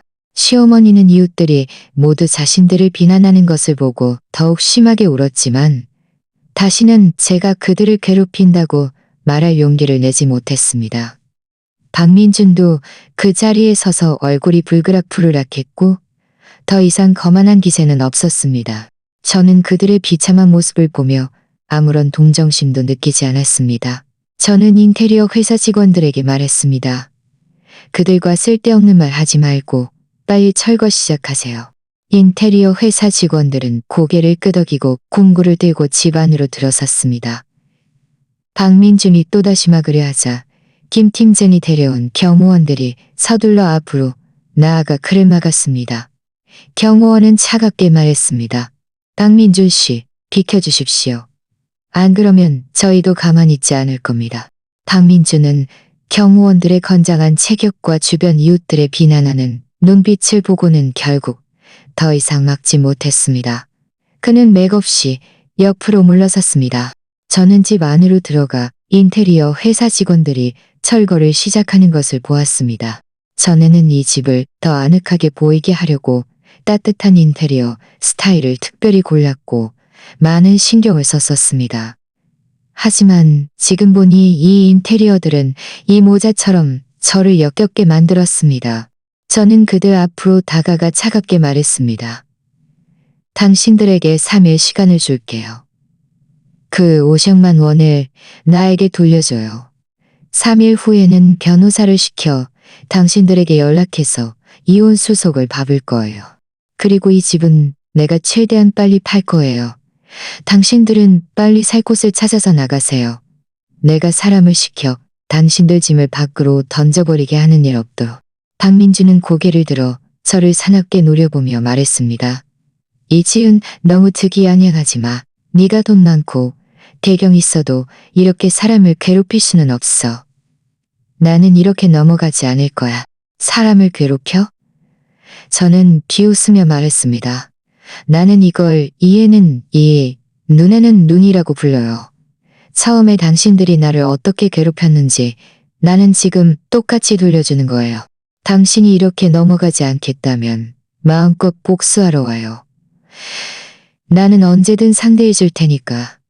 하지만 경고하는데 당신이 내 손가락 하나라도 건드리면 나는 당신이 지금보다 1,000배 더 큰 대가를 치르게 할 거예요. 박민주는 제 차가운 눈빛을 바라보았고 옆에 호이아드 써있는 경호원들을 보며 결국 더 이상 아무 말도 하지 못했습니다. 그는 고개를 숙이고 주먹을 꽉 쥐었습니다. 지금 그의 마음속에는 분명 저를 죽이고 싶을 만큼 증오하고 있을 것이라는 것을 알았습니다. 하지만 그도 어쩔 수 없었습니다. 누가 그에게 처음에 그렇게 저를 대하라고 했겠습니까? 이것은 모두 그가 자초한 일이었습니다. 저는 잠시 집 안에 머물며 인테리어 회사 직원들이 질서정연하게 인테리어를 철거하는 것을 보았습니다. 마음속의 짐이 드디어 완전히 내려앉는 듯 했습니다. 저는 몸을 돌려 김 팀장에게 말했습니다. 김 팀장님, 여기는 팀장님께 맡길게요. 저는 할 일이 있어서 먼저 돌아갈게요. 무슨 일이 있으면 언제든 전화 주세요. 김 팀장은 고개를 끄덕였습니다. 아가씨, 안심하십시오. 제가 이곳을 잘 지키겠습니다. 저는 박민준의 집을 나와 바깥의 햇살 밝은 하늘을 바라보며 깊이 숨을 들이쉬었습니다. 오늘부터 제 삶은 새롭게 시작될 것이고 다시는 박민준과 시어머니 같은 사람들이 저를 방해하지 않을 것이라는 것을 알았습니다. 저는 드디어 제 자신으로 돌아갈 수 있게 되었습니다. 걱정 없는 아씨, 집안의 아가씨로 돌아갈 수 있게 된 것이죠. 박민준의 집을 나선 후 저는 바로 하늘그룹 본사로 향했습니다. 한편으로는 아버지의 비서실장님께 집 매매와 방지수에 대한 지시를 내리고 싶었고 다른 한편으로는 겸사겸사 회사 상황도 보고 싶었습니다. 박민준과 결혼한 후로는 회사에 거의 오지 않았으니까요. 차가 그룹 지하 주차장으로 들어서자 입구의 경비원들은 제 차를 보고 즉시 공손하게 격리했습니다. 제가 자주 오던 시절에는 모두 저를 알아보았으니까요. 저는 바로 꼭대기층 회장실로 향했습니다. 비서실장님은 이미 엘리베이터 앞에서 기다리고 계셨습니다. 비서실장님은 저를 보자마자 서둘러 저를 맞이하며 얼굴에 걱정을 가득 담았습니다. 아가씨, 이제야 오셨군요. 김 팀장님께서 아가씨께서 억울한 일을 당하셨다고 말씀하셔서 제가 계속 마음이 놓이지 않았습니다. 회장님께서는 요즘 해외 출장 중이신데 아가씨 일을 아시면 분명 당장 돌아오실 겁니다. 저는 고개를 저으며 말했습니다. 비서실장님, 아버지께는 말씀드리지 마세요. 아버지가 걱정하실까 봐요. 제가 이번에 온 건 비서실장님께 2가지 일을 부탁드리려고요. 첫째, 박민준 씨 집은 제가 최대한 빨리 팔고 싶어요. 얻은 수익은 전부 자선단체에 기부할 거예요. 비서실장님께서 믿을 만한 중개인을 찾아봐 주세요. 둘째, 박민준 씨가 저에게 빚진 50억만 원은 비서실장님께서 빨리 받아주세요. 3일 안에 반드시 받아와야 해요. 만약 그가 돌려주지 않으면 비서실장님께서 알아서 처리해 주세요. 그가 너무 편하게 지내지 못하게요. 비서실장님은 고개를 끄덕이며 수첩을 꺼내 적었습니다. 아가씨, 안심하십시오. 이 2가지 일은 제가 당장 처리하겠습니다. 아, 그리고 이혼 수속을 위해 변호사를 찾아드릴까요? 저희 그룹은 최고 수준의 로펌과 협력하고 있어서 이런 일 처리에 경험이 많습니다. 아니요, 비서실장님. 변호사는 제가 직접 찾으면 돼요. 저는 웃으며 말했습니다. 이런 작은 일로 비서실장님을 번거롭게 해드리고 싶지 않아요. 비서실장님께 일을 맡긴 후 저는 회사에 잠시 머물다가 차를 몰고 집으로 돌아왔습니다. 집에 도착한 지 얼마 되지 않아 제 휴대폰이 울렸습니다. 모르는 번호였습니다. 전화를 받으니 박민준 어머니의 목소리가 들려왔습니다. 울먹이는 목소리였습니다. 지은아, 아니, 아가씨. 제발 저희 좀 살려주세요. 그 집 팔지 말아 주시면 안 될까요? 저희는 그 집 하나밖에 없는데 팔리면 갈 곳이 없어져요. 그 5억만 원은 저희가 반드시 갚을게요. 며칠만 더 시간을 주시면 안 될까요? 저는 비웃으며 말했습니다. 며칠 더 시간을 달라고요? 저는 이미 당신들에게 3일 시간을 줬어요. 충분히 시간을 준 거예요. 집은 이미 팔기로 결정했어요. 당신들은 빨리 살 곳을 찾아서 나가세요. 내가 사람을 시켜 당신들 짐을 밖으로 던져버리게 하는 일 없도록. 그때 되면 다들 보기 안 좋잖아요. 아가씨, 제발 부탁드립니다. 저희는 정말 갈 곳이 없어요. 시어머니는 아직도 울면서 애원했습니다. 그건 당신들 사정이고 나랑 상관없어요. 저는 그렇게 말하고 전화를 끊었습니다. 저는 그와 더 이야기하면 분명 계속해서 저를 귀찮게 할 것이라는 것을 알았습니다. 시간을 낭비하는 것보다는 그냥 전화를 끊는 것이 나았습니다. 하지만 다음 날 아침 일찍 박민준과 시어머니가 제 집으로 직접 찾아올 줄을 생각지도 못했습니다. 그들은 제 아파트 단지 입구를 막고 있다가 제 차가 오는 것을 보고 서둘러 달려와 차 앞에 섰습니다. 아파트 경비원들이 서둘러 그들을 막았습니다. 당신들 뭐 하는 사람들이야? 여기는 고급 아파트 단지야. 아무나 들어올 수 있는 곳이 아니라고. 박민준은 경비원들을 밀치고 제 차를 향해 소리쳤습니다. 이지은, 내려와. 할 말이 있어. 네가 안 내려오면 우린 계속 여기서 기다릴 거야. 네가 사람을 어떻게 괴롭히는지 모든 사람들이 보게 할 거야. 저는 미간을 찌푸리고 운전기사에게 차를 세우라고 했습니다. 그리고 차 문을 열고 내렸습니다. 주변에는 이미 많은 아파트 주민들이 모여 구경하고 있었고 모두 수군거리고 있었습니다. 시어머니는 저를 보자마자 서둘러 달려와 제 손을 잡으려 했습니다. 저는 그분을 피했고 그분은 바닥에 무릎을 꿇고 울면서 말했습니다. 아가씨, 제발 그 집 팔지 말아주세요. 저희를 이렇게 몰아세우지 마세요. 저희가 잘못했습니다. 앞으로는 절대 그러지 않을게요. 아가씨, 이번 한 번만 용서해 주세요. 박민준도 뒤따라 말했습니다. 지은아, 내가 전에는 당신에게 너무 미안했어. 내가 사과할게. 내가 당신 앞에서 무릎 꿇을게. 어때? 제발 그 집 팔지 말고 우리가 갈 곳 없게 만들지 마. 그렇게 말하며 박민준도 무릎을 꿇으려 했습니다. 저는 서둘러 경비원들에게 그를 막으라고 했습니다. 만지지 마세요. 당신들 더러워요. 주변 주민들은 모두 멍해졌고 서로 수군거리기 시작했습니다. 이게 무슨 일이야? 왜 무릎까지 꿇어? 맞아. 저 두 사람은 누구야? 이지은 씨랑 무슨 관계야? 저는 주변의 호기심 어린 시선을 보며 심호흡을 하고 가방에서 검은색 카드를 꺼냈습니다. 이것은 한울그룹의 최고 등급 전용 카드였습니다. 그룹 전체에서 아버지와 저만 가지고 있는 카드였습니다. 저는 다시 휴대폰을 꺼내 앨범을 열었습니다. 그 안에는 저와 아버지께서 그룹 연례 행사에서 함께 찍은 사진과 제게 거물들과 함께 찍은 사진들이 있었습니다. 저는 검은색 카드와 휴대폰을 주변 주민들에게 내밀었습니다. 여러분, 이걸 좀 보세요. 이건 한울그룹의 전용 카드입니다. 이건 저와 저희 아버지 한정훈 회장님께서 함께 찍은 사진입니다. 저는 한울그룹의 외동딸입니다. 처음에 박민준 씨와 결혼했을 때는 평범하게 살고 싶어서 신분을 숨겼습니다. 주변 주민들은 검은색 카드와 사진을 보고 모두 깜짝 놀랐습니다. 어떤 사람은 제 아버지를 알아보았습니다. 저분 한울그룹의 한 회장님 아니세요? 이지은 씨가 한 회장님 딸이었어? 어쩐지 이지은 씨 기품이 남다르다 했더니 재벌가 딸이었네. 그럼 저 모자는 너무 심하잖아. 남의 돈 쓰면서 남을 괴롭히고 이제 와서 아직도 귀찮게 하다니 정말 뻔뻔하다. 주민들은 모두 박민준과 시어머니를 비난했고 경비원들도 서둘러 그들을 아파트 단지 밖으로 끌어냈습니다. 박민준과 시어머니는 여전히 저항하며 이지은, 우리한테 이렇게 하면 안 돼. 우리가 잘못했어. 라고 소리쳤습니다. 저는 그들이 경비원에게 끌려가는 모습을 차갑게 바라보았습니다. 마음속에는 아무런 동요도 없었습니다. 이것은 모두 그들이 자초한 일이었습니다. 그들 스스로가 이런 결말을 선택한 것이었습니다. 집으로 돌아오니 김 아주머니가 저에게 말했습니다. 아가씨, 방금 아파트 관리사무소에서 전화 왔어요. 그 두 사람을 블랙리스트에 올렸대요.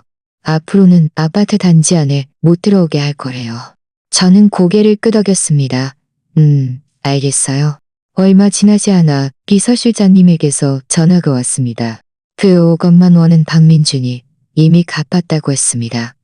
친구에게 빌린 돈이라고 했습니다. 집도 이미 좋은 중개인을 찾아서 아마 곧 팔릴 것이라고 했습니다. 저는 한숨을 쉬었습니다. 마음속 마지막 남은 일도 해결된 듯했습니다. 이제 박민준과 이혼 수속을 받는 것만 남았습니다. 수속이 끝나면 저는 완전히 그에게서 벗어나 새로운 삶을 시작할 수 있을 것이었습니다. 오후에 제 변호사에게서 전화가 왔습니다. 박민준에게 연락해서 내일 오전에 구청에서 이혼 수속을 받기로 했다고 했습니다. 저는 변호사와 시간과 장소를 확인했고 마음속이 드디어 완전히 가벼워졌습니다. 밤에 침대에 누워 창밖 야경을 바라보며 만감이 교차했습니다. 지난 2년간의 결혼 생활은 마치 악몽 같았는데 이제 드디어 깨어나는 듯했습니다. 앞으로의 삶은 아직 길고 더 많은 사람들과 일들을 만나게 될 것이라는 것을 알았지만 저는 다시는 예전처럼 다른 사람을 위해 스스로를 희생하지 않을 것이었습니다. 저는 잘 살고 열심히 일하고 자신감 넘치고 행복했던 한시 집안의 아가씨고 행복했던 한시. 다음 날 아침 일찍 저는 약속된 시간에 구청에 도착했습니다. 박민준은 이미 도착해 있었습니다. 그는 매우 지쳐 보였고 눈에는 핏발이 서 있었습니다. 아마 며칠 동안 잠을 잘 못 잔 듯했습니다. 우리는 아무 말도 하지 않고 변호사를 따라 이혼 수속을 받았습니다. 이혼 증명서를 받는 그 순간 제 마음속에는 아무런 슬픔도 없었고 오직 해방감만 있었습니다. 저는 박민준을 바라보며 박민준은 저를 바라보며 입을 열려 했지만 결국 아무 말도 하지 못했습니다. 그저 고개를 끄덕이고 몸을 돌려 걸어갔습니다. 저는 그의 쓸쓸한 뒷모습을 보며 아무런 동정심도 느끼지 않았습니다. 이것은 모두 그가 스스로 선택한 길이었습니다. 아무리 힘들어도 스스로 걸어가야 할 길이었죠. 구청을 나서스로 걸어가야 할 길이었죠. 구청을 나서자 햇살이 제 몸에 쏟아졌습니다. 따뜻하고 밝았습니다. 따뜻하고 밝았습니다. 이혼 증명서를 받은 다음 날 중개인에게서 전화가 왔습니다. 고객이 박민준의 집을 보러 오고 싶다고 해서 제가 시간을 맞춰줄 수 있는지 물었습니다. 저는 중개인에게 저도 가서 보고 싶다고 말했습니다. 겸사겸사 인테리어 철거 상황도 확인하고 싶었습니다. 제가 그 아파트에 도착했을 때 인테리어 회사 직원들은 아직 바쁘게 일하고 있었습니다. 원래 아늑했던 거실은 이제 폐허처럼 변해 있었습니다. 벽지는 너덜너덜하게 찢겨 있었고 바닥도 절반 이었고 김 팀장은 경호원 2명을 데리고 문 앞에 서 있었습니다. 아가씨, 오셨습니까? 인테리어 철거 작업은 이미 절반 이상 완료되었습니다. 남은 것은 쓰레기 처리뿐이고 내일이면 전부 끝날 겁니다. 저는 고개를 끄덕이고 집 안으로 들어섰습니다. 눈앞에 황폐한 풍경을 보며 마음속에는 아무런 아쉬움도 없었고 오히려 시원하다는 생각이 들었습니다. 이 인테리어들은 처음에 제가 박민준과 잘 살기 위해 정성껏 꾸몄던 것이었습니다. 이제 함께 살 수 없게 되었으니 이 물건들도 남겨둘 필요가 없었습니다. 바로 그때 문 밖에서 다급한 발소리가 들려왔습니다. 박민준이 헐떡이며 뛰어들어왔습니다. 집안의 풍경을 보자마자 얼굴색은 순식간에 창백해졌습니다.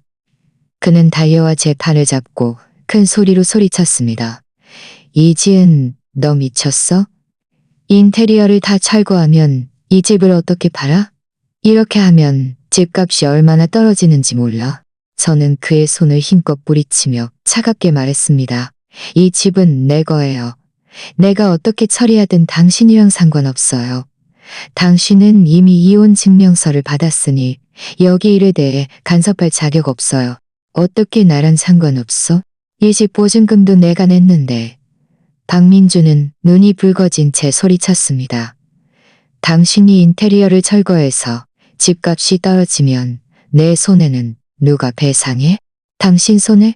저는 비웃으며 말했습니다. 처음에 당신이 나를 때릴 때는 왜 내 손해를 생각 안 했어? 당신이 나를 무릎 꿇으라고 강요할 때는 왜 내 손해를 생각 안 했냐고?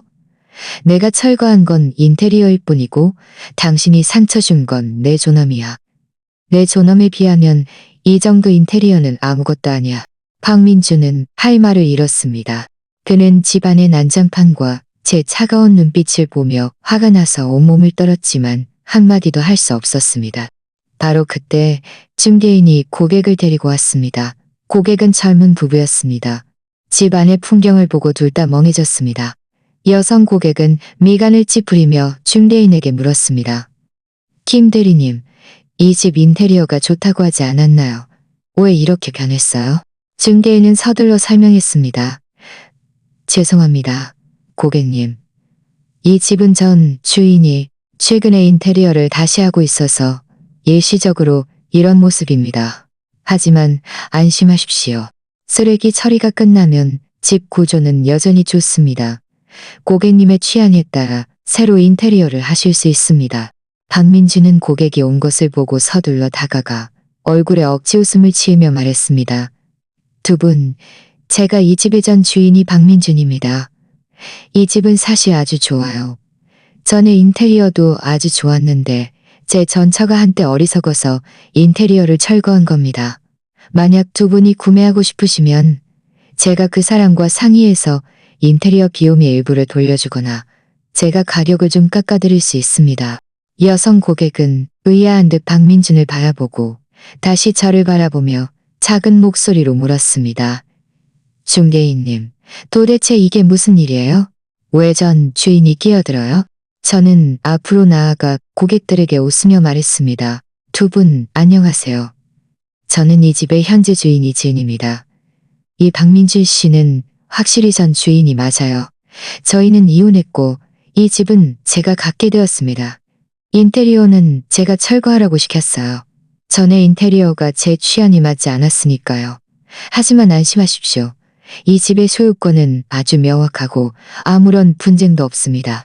게다가 저는 이 집을 팔아 얻은 모든 돈을 자선단체에 기부하기로 결정했어요. 그래서 가격 면에서는 10% 할인해 드릴 수 있습니다. 고객들은 자선단체에 기부한다는 말을 듣자마자 눈이 번쩍 뜨였습니다. 남성 고객이 말했습니다. 이지은 씨, 정말 마음이 따뜻하시네요. 사실 저희는 집을 살 때 주로 구조를 봅니다. 인테리어는 저희가 직접 할 수 있으니 가격만 적당하면 저희는 고려할 수 있습니다. 박민주는 고객들이 저에게 넘어간 것을 보고 화들짝 놀라며 벌떡 일어섰습니다. 두 분, 저 사람 말 듣지 마세요. 이 집은 문제가 있어요. 저 사람이 고의로 인테리어를 철거해서 가격을 낮춰서 당신들에게 팔려고 하는 거예요. 당신들 속지 마세요. 무슨 헛소리야. 저는 차갑게 박민준을 노려보았습니다. 이 집의 소유권 증명서는 제가 다 가져왔어요. 당신들이 보시고 아무 문제 없는지 확인해 보세요. 게다가 우리 하늘그룹의 명성은 이 도시에서 모두가 인정하는 거예요. 제가 어떻게 당신들을 속일 수 있겠어요? 고객들은 하늘그룹이라는 말을 듣고 둘 다 멍해졌습니다. 남성 고객은 정신을 차리고 놀란 듯 말했습니다. 하늘그룹이시라고요? 어쩐지 이지은 씨가 좀 낯이 익다 했더니 전에 경제뉴스에서 이지은 씨가 한 회장님과 함께 찍은 사진을 본 적이 있습니다. 저는 고개를 끄덕이며 휴대폰을 꺼내 고객들에게 저와 아버지께서 함께 찍은 사진을 보여주었습니다. 고객들은 사진을 보고 서둘러 말했습니다. 아, 이지은 씨셨군요. 실례했습니다. 이지은 씨 집이라면 분명 문제 없을 겁니다. 저희는 확실히 이 집 구조가 마음에 듭니다. 가격 면에서 할인해 주신다면 저희는 지금 바로 계약할 수 있습니다. 박민주는 고객들이 저에게 공손하게 대하는 모습을 보고 다시 제 손에 들린 소유권 증명서를 보며 얼굴색이 점점 좋지 않게 변했습니다.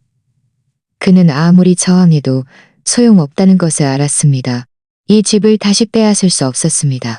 저는 고객들과 간단히 가격에 대해 이야기했고 곧 합의에 도달했습니다. 중개인은 서둘러 계약서를 꺼냈고 저와 고객들은 서면했습니다. 고객들이 떠난 후 박민주는 아직 그 자리에 서서 얼굴이 창백하게 저를 바라보았습니다. 만족하냐? 박민주는 목소리를 쉰 채 물었습니다. 당신이 인테리어를 철거하고 집을 싸게 팔고 게다가 돈을 자선단체에 기부하다니. 당신은 그저 나를 괴롭히고 싶었던 거지. 맞지?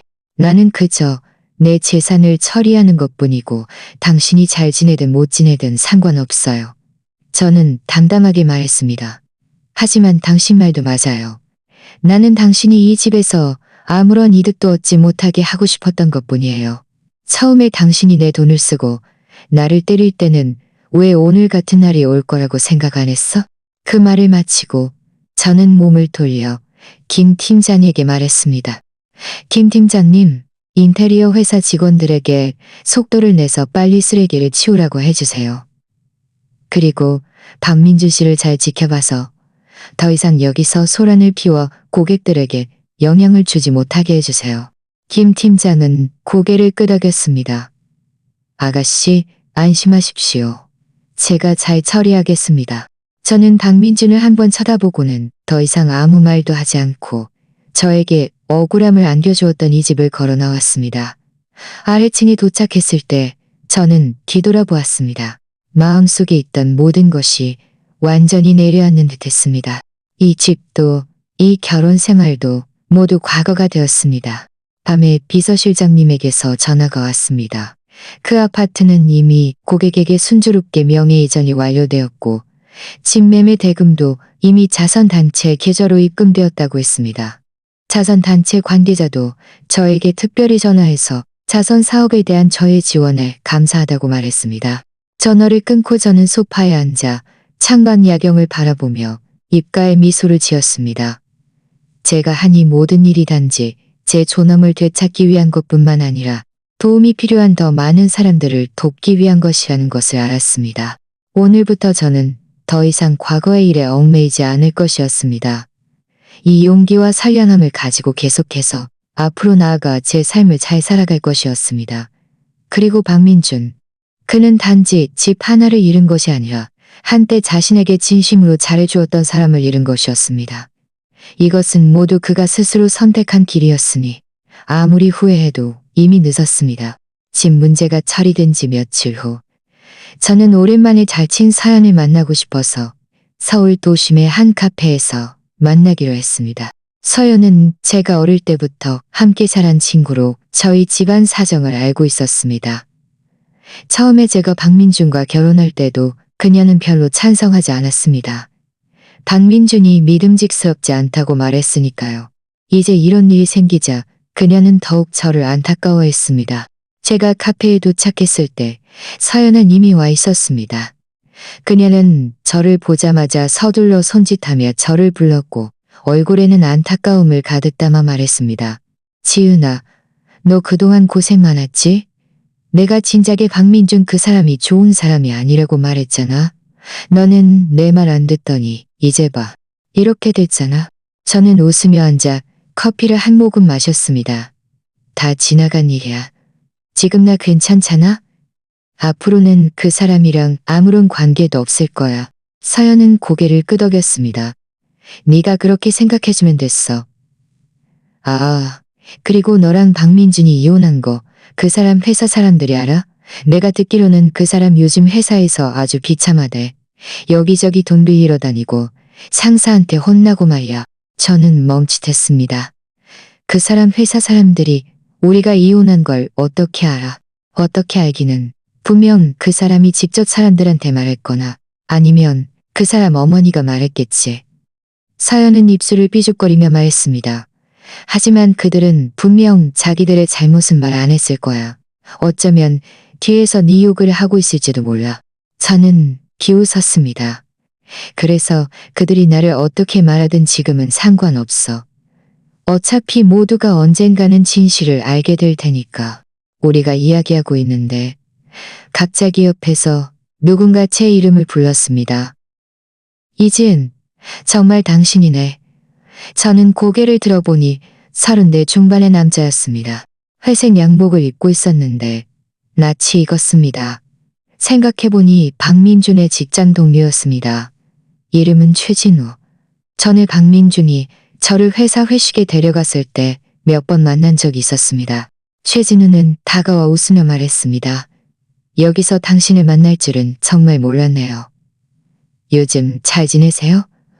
제가 회사 사람들한테 듣기로는 당신이 박민준 씨랑 이혼했다고 하던데 저는 고개를 끄덕였습니다. 잘 지내요. 걱정해 주셔서 고마워요. 네, 저희는 이미 이혼했어요. 최진우는 한숨을 쉬고 빈자리에 앉았습니다. 사실 저는 진작에 두 분이 잘 안 어울린다고 생각했어요. 박민준 그 사람은 회사에서도 꽤 위선적이었는데 당신한테도 그럴 줄은 몰랐네요. 서연이 옆에서 호기심 어린 눈으로 물었습니다. 최진우는 저를 바라보며 잠시 망설이다가 말했습니다. 사실 별거 아니에요. 그냥 박민준 그 사람은 너무 체면을 중시했어요. 예를 들어 처음에 당신을 쫓아다닐 때만 해도 매일 우리한테 자기가 얼마나 검소하고 당신한테 큰 집을 사주기 위해 돈을 모을 거라고 말했어요. 그런데 결과는요?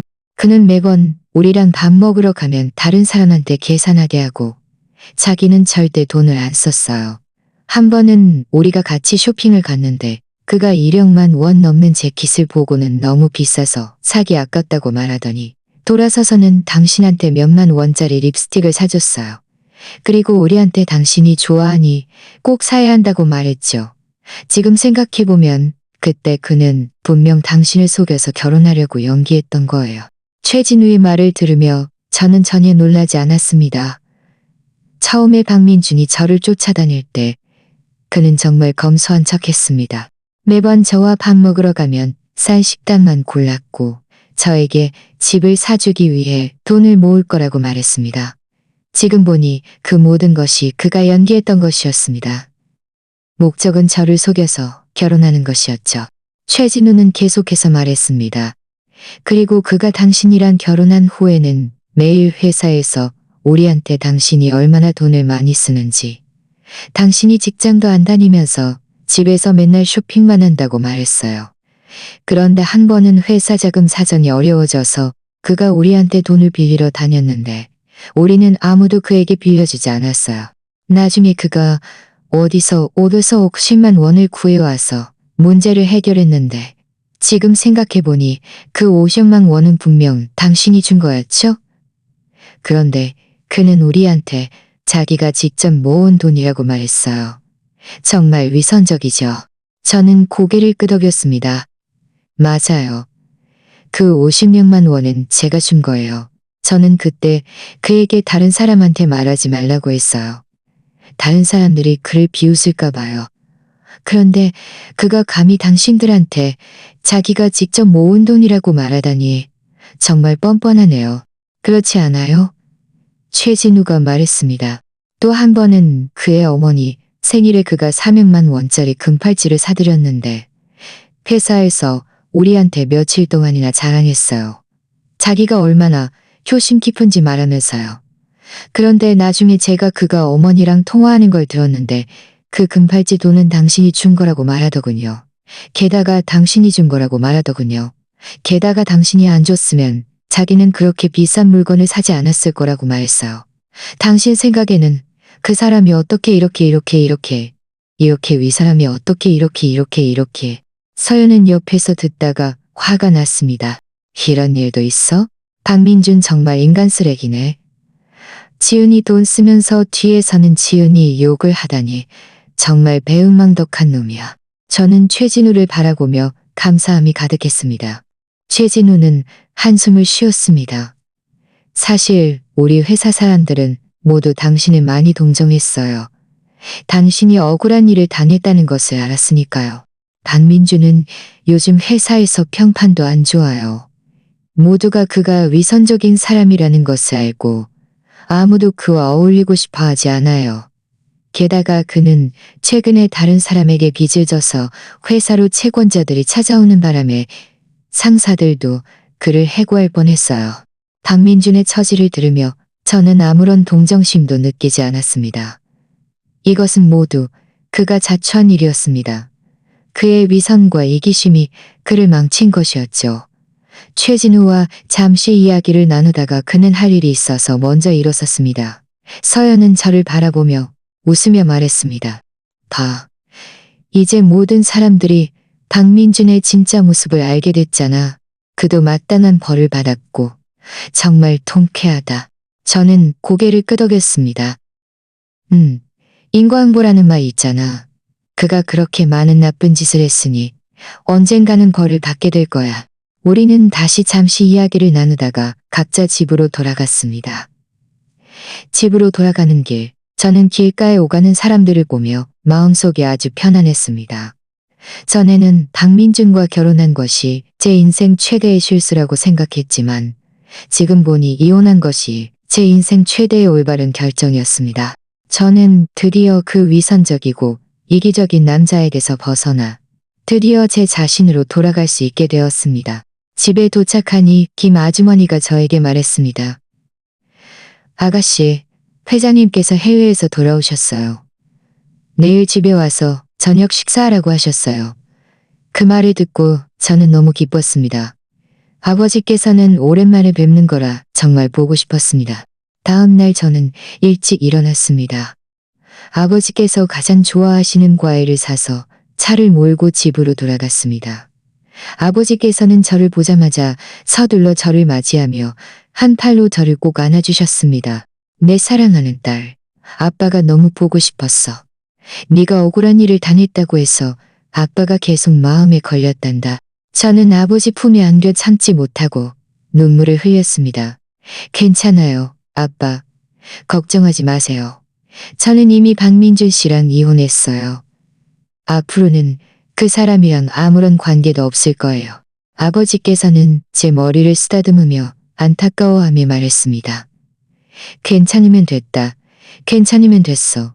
앞으로는 아빠가 있으니 아무도 너를 함부로 할 수 없어. 자, 우리 집에 가서 밥 먹자. 아빠가 네가 제일 좋아하는 갈비찜 해줬어. 저는 아버지를 따라 집 안으로 들어섰습니다. 익숙한 집을 보며 아버지께서 만들어주신 갈비찜을 먹으며 마음속이 아주 따뜻했습니다. 어떤 어려움을 만나더라도 제 가족들이 항상 저를 지지하고 보호해줄 것이라는 것을 알았습니다. 오늘부터 저는 잘 살고 열심히 일해서 가족들의 기대에 부응하고 저 자신에게도 부끄럽지 않게 살아갈 것이었습니다. 아버지와 저녁 식사를 마친 후 아버지께서는 저를 서재로 부르셨습니다. 그리고 서류 하나를 저에게 내밀었습니다. 제가 열어보니 한울그룹 계열사의 인사 발령 통지서였습니다. 제가 계열사의 이사로 임명된다는 내용이었습니다. 저는 멈칫하며 아버지를 바라보며 말했습니다. 저는 회사에서 일해본 적이 없는데 이 직책을 잘 수행할 수 있을까요? 아버지께서는 웃으며 제 어깨를 두드리셨습니다. 바보 같은 딸. 네가 한정훈의 딸인데 어떻게 잘 수행하지 못하겠어? 게다가 회사의 베테랑 직원들이 너를 가르쳐 줄 테니 천천히 배우면 분명 잘할 수 있을 거야. 아빠는 네가 전에 억울한 일을 당한 것을 알고 있어. 지금 너를 회사에서 일하게 하는 것은 한편으로는 내 기분 전환을 위해서이고 다른 한편으로는 네가 더 많은 것을 배워서 앞으로 아빠를 도와 회사를 운영하도록 하기 위함이야. 저는 아버지의 믿음 가득한 눈빛을 바라보며 특별히 감동했습니다. 고개를 끄덕이며 말했습니다. 고맙습니다, 아빠. 열심히 배울게요. 실망시키지 않을게요. 다음 날 저는 계열사로 출근했습니다. 계열사 직원들은 모두 제가 회장님 딸이라는 것을 알고 저에게 아주 공손했습니다. 부장 왕 씨는 아주 친절한 분이었습니다. 그녀는 저에게 회사 업무를 익숙하게 해주었고 모르는 것이 있으면 언제든 물어보라고 했습니다. 처음에는 회사 생활이 좀 낯설었지만 왕 부장님과 다른 직원들의 도움으로 금방 적응했습니다. 매일 바쁜 업무는 저를 아주 충실하게 만들었고 점차 이전에 불쾌했던 일들을 잊게 해주었습니다. 대략 일주일 정도 지났을 무렵 제가 사무실에서 서류를 처리하고 있는데 프런트에서 갑자기 전화가 왔습니다. 두 사람이 저를 찾아왔다고 했습니다. 한 명은 박민준, 다른 한 명은 장계란. 시어머니 이름이었습니다. 저는 미간을 찌푸렸습니다. 이 사람들이 어떻게 여기까지 찾아왔지? 저는 프런트 직원에게 그들에게 내가 바빠서 만날 시간이 없으니 빨리 가라고 말하라고 했습니다. 프런트 직원은 잠시 망설이다가 말했습니다. 이지은 이사님, 그분들이 이사님을 뵐 일이 있다고 합니다. 이사님을 못 뵈면 계속 로비에서 기다리겠다고 합니다. 저는 한숨을 쉬었습니다. 그들을 만나지 않으면 분명 계속 로비에서 소란을 피워좋지 않은 영향을 줄 것이라는 것을 알았습니다. 저는 왕 부장님께 한마디 하고는 일어나 로비로 향했습니다. 로비에 도착하자마자 박민준과 시어머니가 로비 소파에 앉아있는 것이 보였습니다. 얼굴색은 좋지 않았고 옷도 구겨져 있었습니다. 예전과는 완전히 다른 모습이었습니다. 그들은 저를 보자마자 서둘러 일어나 제 앞으로 빠르게 걸어왔습니다. 시어머니는 제 손을 잡고 울면서 말했습니다. 아가씨, 제발 저희 좀 살려주세요. 민준이가 회사에서 해고당할 위기에 처했어요. 밖에는 빚도 많이 져서 누가 도와주지 않으면 저희는 정말 살 수 없어요. 저는 그분의 손을 힘껏 부리치며 차갑게 말했습니다. 당신들 일은 나랑 상관없어요. 내가 왜 당신들을 도와야 하죠? 박민주는 서둘러 말했습니다. 지은아, 내가 전에는 다 잘못했어. 내가 당신을 데리고 무릎 꿇으라고 강요하지 말았어야 했고, 당신 돈을 쓰면서 뒤에서 당신 욕을 하지 말았어야 했어. 내가 이제 잘못을 알았으니 이번 한 번만 용서해주고 나를 좀 도와주면 안 될까? 당신이 나를 도와주면 내가 앞으로 소처럼 일해서 당신 은혜에 보답할게. 소처럼 일해서 보답한다고? 저는 비웃으며 말했습니다. 내가 아직도 당신 말을 믿을 거라고 생각해요? 처음에 당신이 나를 때릴 때는 왜 오늘 같은 날이 올 거라고 생각 안 했어? 당신이 내 돈을 쓸 때는 왜 오늘 같은 날이 올 거라고 생각 안 했냐고? 이제 와서 잘못을 알다니 늦었어요. 주변 직원들은 모두 우리를 엿보고 수군거리고 있었습니다. 저는 여기서 그들과 시간을 낭비하고 싶지 않아서 몸을 돌려가려 했습니다. 시어머니는 제가 가는 것을 보고 서둘러 바닥에 무릎을 꿇고 제 다리를 붙잡고 울면서 말했습니다. 아가씨, 제발 가지 마세요. 제발 저희 좀 도와주세요. 저희가 잘못했습니다. 앞으로는 절대 그러지 않을게요. 아가씨가 도와주지 않으면 민준이가. 박민준도 뒤따라 바닥에 무릎을 꿇고 저에게 연신 머리를 조아렸습니다. 지은아, 내가 당신한테 머리를 조아릴게. 제발 우리를 도와줘. 제발 부탁이야. 주변 직원들은 모두 깜짝 놀라 휴대폰을 꺼내 사진을 찍기 시작했습니다. 저는 서둘러 시어머니의 손을 뿌리치려 했지만 그분이 너무 세게 잡고 있어서 도저히 뿌리칠 수 없었습니다. 저는 화가 나서 말했습니다. 당신들 빨리 일어나요. 여기서 이렇게 추태 부리지 마요. 나는 당신들을 돕지 않을 거예요. 안 일어날 거예요. 이사님이 저희를 도와주지 않으면 저는 계속 여기서 무릎 꿇고 있을 거예요. 시어머니는 울면서 말했습니다. 바로 그때 왕 부장님이 다가왔습니다. 그녀는 무릎 꿇고 있는 박민준과 시어머니를 보고 다시 저를 보고 작은 목소리로 말했습니다. 이지은 이사님, 여기 사람들이 많아서 보기에 좋지 않습니다. 혹시 그들을 회의실로 데리고 가서 이야기하시는 게 어떠세요? 저는 고개를 끄덕였습니다. 박민준과 시어머니에게 말했습니다. 당신들 빨리 일어나서 나를 따라 회의실로 가요. 여기서 계속 소란 피우면 경비원 부를 거예요. 박민준과 시어머니는 제가 경비원을 부른다는 말을 듣고 서둘러 일어섰습니다. 그리고 저를 따라 회의실로 갔습니다. 회의실에 들어서자 저는 의자에 앉아 그들의 비참한 모습을 차갑게 바라보며 말했습니다. 말해봐요. 당신들이 나를 찾아온 진짜 이유가 뭐예요? 만약 여전히 나를 도와달라고 할 거면 쓸데없는 말 하지 마세요. 나는 당신들을 돕지 않을 거니까. 시어머니는 눈물을 닦으며 말했습니다. 아가씨, 저희는 아가씨가 아직 화가 나신 것을 알아요. 하지만 저희는 지금 정말 방법이 없어요. 민준이 회사 상사들이 그가 회사에 빚진 돈을 갚지 못하면 해고하겠다고 했어요. 밖에는 매일 채권자들이 찾아와서 돈을 안 갚으면 다리를 부러뜨리겠다고 합니다. 저희는 정말 방법이 없어서 아가씨를 찾아온 거예요. 회사에 빚진 돈? 저는 의아한 듯 물었습니다. 그가 어떻게 회사에 빚을 졌어요? 박민주는 고개를 숙이고 말했습니다. 제가 전에 프로젝트를 담당했는데 제 실수로 프로젝트가 실패했어요. 그래서 회사에 400만 원을 빚지게 됐어요. 상사들이 한 달 안에 돈을 갚지 못하면 저를 해고하겠다고 했습니다. 저는 비웃었습니다. 당신이 저지른 잘못은 당신이 스스로 책임지는 거죠. 나랑 무슨 상관이에요? 처음에 당신이 내 5천만 원을 쓸 때는 왜 비상금으로 좀 남겨둘 생각을 안 했어요? 저는 그때 돈을 다 엄마한테 줬어요. 엄마한테 자금해달라고 했는데 엄마가 돈을 제 외사촌 오빠한테 빌려줬어요. 지금은 저도 돈이 없어서 못 갚아요. 박민주는 작은 목소리로 말했습니다. 시어머니는 서둘러 말했습니다. 저도 이렇게 될 줄은 몰랐어요. 저는 민준이 외사촌 오빠가 금방 돈을 갚을 줄 알았는데 그 사람도 돈이 없대요. 아가씨, 제발 저희가 부부였던 정을 봐서 저희 좀 도와주시면 안 될까요? 아가씨가 저희가 회사에 빚진 돈을 갚아주시면 저희는 앞으로 다시는 아가씨를 귀찮게 하지 않을게요. 부부였던 정? 저는 그들을 바라보며 혐오감에 가득 찼습니다. 처음에 당신들이 나를 때리고 무릎 꿇으라고 강요할 때는 왜 우리가 부부였던 정을 생각 안 했어요? 이제 와서 어려워지니 우리가 부부였던 정을 찾다니 당신들 우습지 않아요?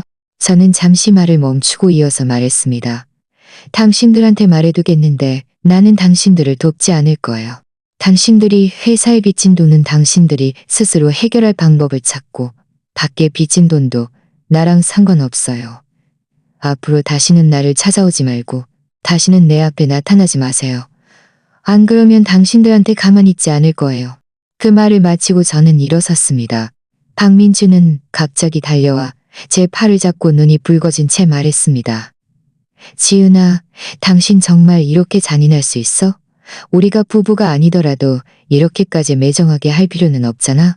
당신 집은 이렇게 부자인데 우리를 한번 도와주는 건 당신한테 식은 죽 먹기잖아.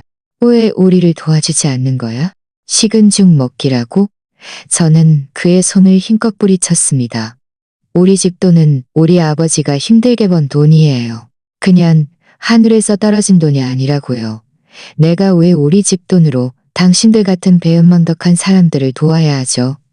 당신들이 또다시 나를 귀찮게 하면 나는 경찰에 신고할 거예요.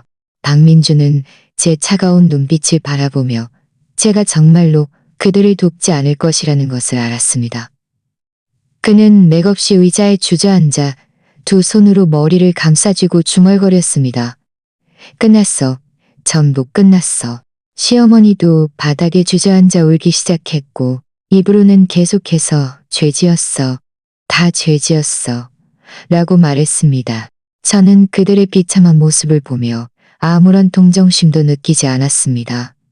이것은 모두 그들이 자초한 일이었습니다. 그들 자신의 이기심과 위선이 그들을 망친 것이었죠. 저는 몸을 돌려 회의실을 나섰습니다. 프런트 직원에게 그들을 내보내라고 했고 앞으로는 다시는 그들을 회사에 들여보내지 말라고 했습니다. 사무실로 돌아오니 왕 부장님이 다가와 저를 위로하며 말했습니다. 이지은 이사님, 그들과 시시비비 가릴 가치도 없어요. 신경 쓰지 마세요. 저는 웃으며 말했습니다. 괜찮아요, 왕 부장님. 고마워요. 이 일을 겪으면서 제 생각이 더욱 확고해졌어요. 저를 상처 준 사람들에게는 절대 마음 약해지지 않을 거예요. 저는 열심히 일하고 잘 살아서 저 자신을 더 훌륭하게 만들고 저를 상처 준 사람들이 후회하게 만들 거예요. 밤에 퇴근하고 집에 돌아오니 아버지께서 전화해서 일이 어떤지 어려운 점은 없는지 물으셨습니다.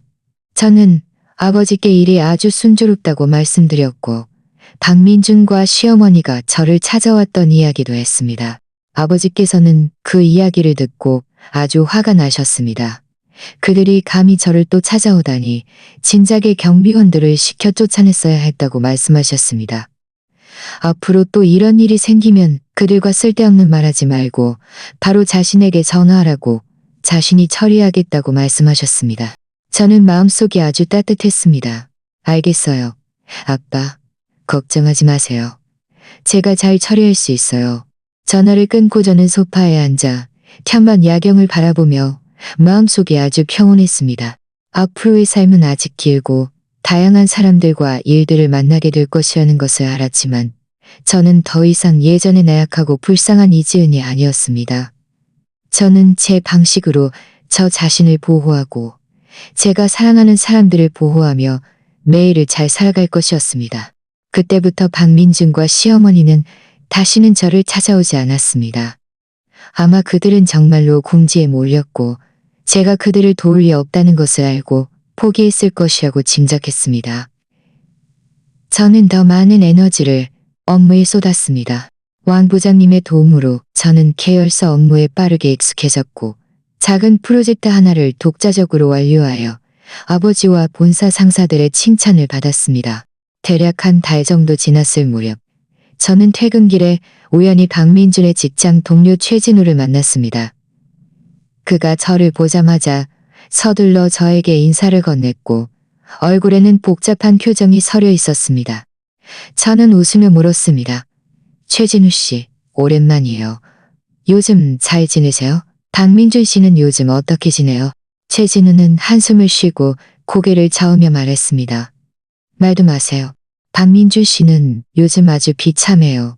회사에 빚진 400만 원을 갚지 못해서 이미 회사에서 해고당했어요. 밖에 채권자들이 매일 그를 쫓아다니며 빚을 독촉해서 그는 집에 숨어감이 밖으로 나가지 못하고 있어요. 그의 어머니도 이 일 때문에 화병이 나서 병원에 입원했고 치료비도 꽤 많이 들었어요. 지금 집안은 더욱 엉망진창이에요. 최진우의 말을 들으며 제 마음속에는 아무런 동요도 없었습니다. 이것은 모두 박민준과 시어머니가 스스로 선택한 길이었습니다. 아무리 비참해도 그것은 그들이 마땅히 받아야 할 것이었습니다. 최진우는 계속해서 말했습니다. 그리고 박민준 씨가 전에 외사촌 오빠한테 빌려줬던 500만 원도 외사촌 오빠가 돈이 없어서 못 갚고 있어요. 두 사람은 이 일 때문에 크게 싸워서 이제는 연락도 안 하고 지내요. 박민준 씨는 지금 돈도 없고 직장도 없고 심지어 월세도 내기 힘들어졌어요. 제가 듣기로는 요즘 막노동을 하고 있는데 하루에 몇만 원밖에 못 번대요. 저는 고개를 끄덕이며 아무 말도 하지 않았습니다. 이것이 바로 인과응보라는 것을 알았습니다. 처음에 그가 저에게 그렇게 대했으니 이제야 마땅한 벌을 받은 것이었습니다. 최진우는 저를 바라보며 잠시 망설이다가 말했습니다. 이지은 씨, 솔직히 말해서 저는 당신이 정말 대단하다고 생각해요. 처음에 박민준 씨가 당신에게 그렇게 대했는데도 당신은 이성적으로 대처하고 마음 약해지지 않았어요. 만약 다른 사람이었으면 분명 그의 가머니설에 속아 넘어갔을 거예요. 저는 웃으며 말했습니다. 제가 잔인한 게 아니라 그가 너무 지나쳤던 거예요. 저는 전에 그에게 많은 기회를 줬지만 그가 스스로 소중히 여기지 않았어요. 게다가 제가 그를 한 번 도와주면 그는 또 2번, 3번 계속 그럴 거예요. 그렇게 하는 것보다는 그가 스스로 결과를 책임지게 하는 것이 나아요. 그래야 그가 비로소 자신의 잘못이 무엇인지 진정으로 깨달을 수 있을 테니까요. 최진우는 고개를 끄덕였습니다. 당신 말이 맞아요. 지금 회사 사람들은 모두 박민준 씨가 오늘날 이런 지경에 이른 것은 그가 자초한 일이라고 말하고 있어요. 전에는 회사에서 항상 잘난 척하고 뒤에서는 당신 욕을 했지만 이제 모두가 그의 진짜 모습을 알게 되어서 아무도 그와 어울리고 싶어 하지 않아요. 최진우와 잠시 이야기를 나누다가 우리는 각자 갈 길을 갔습니다. 집으로 돌아가는 길, 저는 길가의 풍경을 보며 마음속이 아주 편안했습니다. 박민준의 일은 이미 완전히 일단락되었고 다시는 그에게 방해받을 일이 없을 것이라는 것을 알았습니다. 몇 달이가 지났습니다. 저는 한울그룹에서 일이 점점 더 순조로웠고 계열사의 지사장으로 승진하기까지 했습니다. 아버지께서는 저의 승진을 축하하기 위해 특별히 집에서 만찬을 열었고 가족 친척들과 회사 상사 몇 분을 초대했습니다. 만찬에서 아버지께서는 제 손을 잡고 자랑스럽게 모두에게 말씀하셨습니다. 이 아이는 제 딸 이지은입니다. 이제는 혼자서도 한 몫을 해낼 수 있게 되었어요. 앞으로 한울그룹의 발전도 이 아이의 노력이 많이 필요할 겁니다. 모두가 저에게 축하 인사를 건넸고 저는 웃으며 그들에게 감사하다고 말했습니다. 눈앞에 활기 넘치는 장면을 보며 가족과 친구들의 축복을 느끼며 제 마음속은 아주 따뜻했습니다. 저는 지금의 삶이 제가 진정으로 원하는 삶이라는 것을 알았습니다. 어느 날 제가 마트에서 장을 보고 있는데 우연히 박민준을 또 보게 되었습니다. 그는 낡은 작업복을 입고 물건으로 가득 찬 카트를 밀고 마트에서 배달 일을 하고 있었습니다. 그의 머리는 펑크여져 있었고 얼굴에는 주름이 가득했습니다. 10년은 더 늙어 보였습니다. 그도 저를 보았고 눈에는 당황함과 수치심이 가득했습니다. 그는 서둘러 고개를 숙이고 카트를 밀고 황급히 사라졌습니다. 저는 그의 비참한 뒷모습을 보며 아무런 동정심도 느끼지 않았고 오직 후련함만 있었습니다. 그가 이미 자신의 잘못에 대한 대가를 치렀고 저 또한 새로운 삶을 시작했다는 것을 알았습니다. 그때부터 저는 다시는 박민준과 시어머니를 만난 적이 없습니다. 제가 듣기로는 박민준은 나중에 빚을 갚지 못해서 채권자들에게 고소당했고 신용불량자 명단에 올라 앞으로는 비행기나 TTX도 탈 수 없고 대출을 받아서 집이나 차를 살 수도 없게 되었다고 합니다. 그의 어머니의 병도 계속 나아지지 않아 장기적으로 약을 복용해야 했고 집안 살림은 더욱 어려워졌다고 합니다. 한편 저는 한울그룹에서 일이 점점 더 성공적이었고 여가 시간에는 낸 BA 과정도 등록해서 전문 능력을 향상시켰습니다.